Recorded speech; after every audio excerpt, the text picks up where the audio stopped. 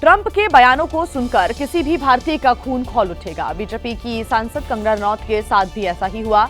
उन्होंने भावनाओं में बहकर सोशल मीडिया पर ट्रंप के खिलाफ टिप्पणी कर दी, लेकिन कुछ ही देर में उन्होंने अपना पोस्ट डिलीट कर दिया। कंगना ने सोशल मीडिया पर जो पोस्ट किया था उसमें ट्रंप को लेकर लिखा था कि आखिर ट्रंप के ऐसे व्यवहार के पीछे की वजह क्या हो सकती है। उन्होंने 3 वजह भी गिनाई।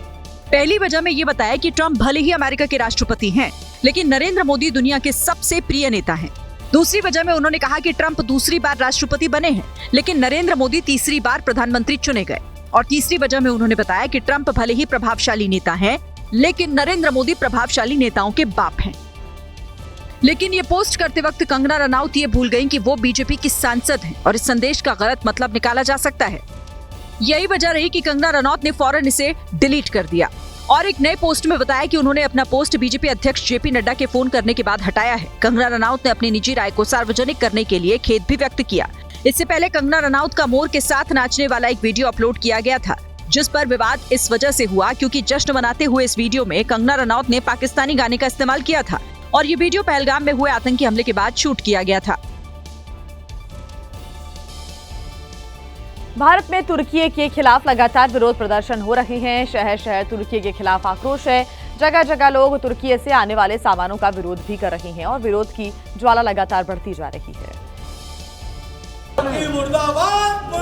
140 करोड़ हिंदुस्तानी एक साथ तुर्की के खिलाफ आवाज बुलंद कर रहे हैं, जिसकी गूंज तुर्की तक सुनाई दे रही है। मुंबई में शिवसेना ने तुर्की से आने वाले हर सामान का विरोध करने की मांग की है, तो शिमला में तुर्की से आने वाले सेबों के आयात पर प्रतिबंध की आवाज उठी है। टर्की से जो है भारत में सेब जो है सबसे ज्यादा आयात होता है। ऐसे दुश्मन देश का जो दुश्मन का साथ दे रहा है वो भी दुश्मन ही हमारा हुआ। उस दुश्मन देश के आयात निर्यात पर पूर्णतः हमेशा के लिए प्रतिबंध लगा दिया जाए। इधर भारत से तुर्की के सामान के बॉयकॉट की मांग तेज हो रही है। उधर भारतीय फल व्यापारियों को पाकिस्तान से धमकी भरे फोन और मैसेज आने शुरू हो गए हैं। पुणे के व्यापारियों के पास पाकिस्तानी नंबरों से धमकी आई है। सब रिकॉर्डिंग आई थी, हमने कॉल एक्सेप्ट नहीं किया था। 7-8 मिस कॉल आए उनके, फिर उन्होंने व्हाट्सएप पे रिकॉर्डिंग भेजी सब कुछ। उसमें भारत को धमकी दी गई, गालियाँ दी गई, बहुत बुरी बुरी गालियाँ दी थी। फिर टर्की और पाकिस्तान का आप कुछ नहीं कर सकते, आप एकजुट नहीं हो, ये ऐसा स्पेशली उन्होंने स्पेसिफिक ये किया था। हम डरते नहीं है उनकी धमकियों से, हमारा टर्की बॉयकॉट ये हर रहेगा ही। कुछ भी कर ले पाकिस्तान, आतंक को पालने वालों और उनकी मदद करने वालों को हिंदुस्तान अब छोड़ेगा नहीं। मध्य प्रदेश सरकार के कैबिनेट मंत्री विजय शाह की विवादित टिप्पणी का मामला तूल पकड़ता जा रहा है। कर्नल सोफिया कुरैशी पर की गई टिप्पणी की वजह से विजय शाह चारों तरफ से घिरे हुए नजर आ रहे हैं। हालांकि उनके इस्तीफे को लेकर पूछे गए सवाल को सीएम मोहन यादव टालते दिखे। कर्नल सोफिया कुरैशी पर अभद्र टिप्पणी करने वाले मध्य प्रदेश के मंत्री विजय शाह की मुश्किल कम होने का नाम नहीं ले रही है। कांग्रेस का कहना है कि विजय शाह का बयान माफी के लायक नहीं है। ऐसे में उन्हें तत्काल प्रभाव से उनके पद से हटा देना चाहिए, जिसे लेकर जब मुख्यमंत्री मोहन यादव से सवाल किया गया तो वो भड़क गए और सवालों की तोप का मुंह कांग्रेस की ओर ही मोड़ दिया।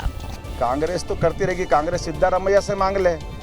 उनके मुख्यमंत्री रहते हुए कांग्रेस के सारे मंत्रियों पे मुकदमे चल रहे हैं। कांग्रेस केवल बात ही कर सकती है, कांग्रेस को तो अधिकार ही नहीं बोलने का। कांग्रेस ने जितनी बेशर्मी की हदें पार की है आज तक किसी ने नहीं की। केंद्रीय मंत्री डीडी उइके ने भी मामले में विजय शाह का बचाव किया है। निजी राय तो मेरी ये है कि उनकी व्यक्तिगत ऐसी कोई मंशा उस पर नहीं थी कि वो किसी का अपमान करे, लेकिन सरस्वती जी है जो भी उनसे त्रुटि हुई है, उन्होंने लगभग 10 बार सबसे माफी मांगी है। मध्य प्रदेश के मंत्री विजय शाह अपने बयान पर कई बार माफी मांग चुके हैं, लेकिन उनके बयान को विपक्षी दलों ने बड़ा राजनीतिक हथियार बना लिया है। मंत्री का बयान बीजेपी हाईकमान के गले की हड्डी बनता दिखाई दे रहा है।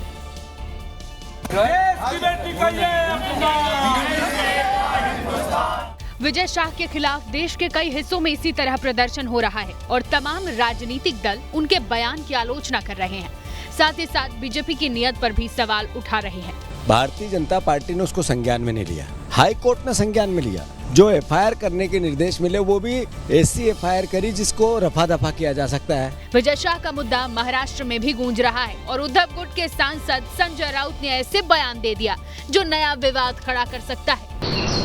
ये जो विजय शाह है ना, तो शाह ऐसी बात करेगा, कोई भी शाह देशभक्त नहीं है। विजय शाह के बयान पर एनडीए के सहयोगी भी आग बबूला है। बहुत ही शर्मनाक बयान है उनका। मैंने हम लोगों को भी शर्म लगता है कि ऐसे लोग राजनीति में हैं। इंदौर में विजय शाह के खिलाफ कार्रवाई भी देखी गई। वन अधिकार समिति के कार्यक्रम के पोस्टर में विजय शाह की तस्वीर लगी थी जिसे हटा दिया गया और उनकी जगह पीएम मोदी की तस्वीर लगा दी गई। कर्नल सोफिया कुरैशी पर दिए गए विवादित बयान को लेकर अब मध्य प्रदेश के मंत्री विजय शाह की मुसीबत खत्म नहीं हो रही है कि अब समाजवादी पार्टी के नेता रामगोपाल यादव ने नया विवाद खड़ा कर दिया है। रामगोपाल यादव मुरादाबाद में थे। उन्होंने पहले मध्य प्रदेश के मंत्री विजय शाह की सोच पर सवाल उठाए और फिर खुद अपनी उस सोच को सामने रख दिया जो राजनीति से आगे नहीं उठ पा रही। सबसे पहले आप रामगोपाल यादव के ज्ञान को देख लीजिए। जिस विंग कमांडर व्योमिका सिंह के बारे में वो बात कर रहे थे, उनका सही नाम भी उन्हें मालूम नहीं था। आपको बता दूं कि दिव्या सिंह